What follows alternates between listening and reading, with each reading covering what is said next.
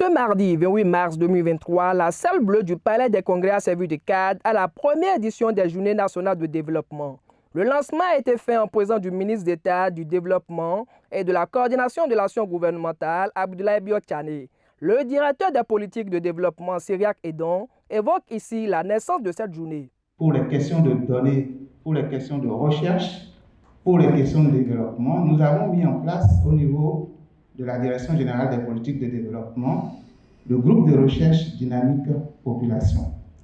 Et ce groupe de recherche action population développement, qui est présidé par l'éminent professeur Barthélémy Biao, ancien recteur de l'université de Parakou, qui est un des références en matière d'économie générationnelle au Bénin, qui s'excuse pour ne pas pouvoir être là aujourd'hui, car il est en train de présider un autre conseil scientifique ailleurs.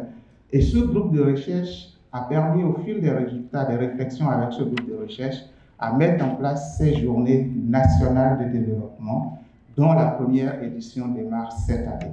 Pour le coordonnateur résident des systèmes des Nations Unies, Salvatore Nyozima, le développement s'impose. Il a aussi salué les progrès du Bénin et réitéré l'engagement des Nations Unies à toujours l'accompagner. L'économiste américain Theodore Schultz, théoricien du concept du capital humain et prix Nobel d'économie en 1979, a dit ceci, je le cite, « Il n'est de richesse que d'hommes ». Et s'il m'était permis d'y ajouter une petite touche sensible au genre, je dirais alors, il n'est de richesse que d'hommes et de femmes. Monsieur le ministre d'État, penser le développement, c'est penser avant tout à la population, c'est penser avant tout aux citoyens. Et je sais que vous n'êtes pas étranger au progrès que le Bénin a enregistré dans le domaine de la planification du développement. Je vous en félicite. Je réitère également l'engagement du système des Nations Unies et je pense que je peux parler aussi au nom des autres partenaires à accompagner le Bénin sur la voie du développement et à renforcer notre coopération conformément à notre engagement commun de ne laisser personne de côté.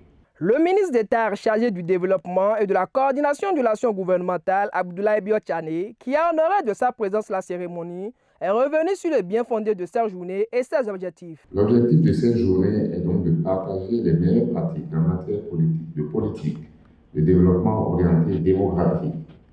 Pour atteindre cet objectif, il s'agira au cours des 3 jours de travaux et d'échanges interactifs d'initier une réflexion sur les enjeux des politiques de développement face aux défis de la résilience démographique. Deuxièmement, d'identifier les domaines d'intervention stratégique favorables et démographiquement sensibles en Afrique en général et dans notre pays en particulier.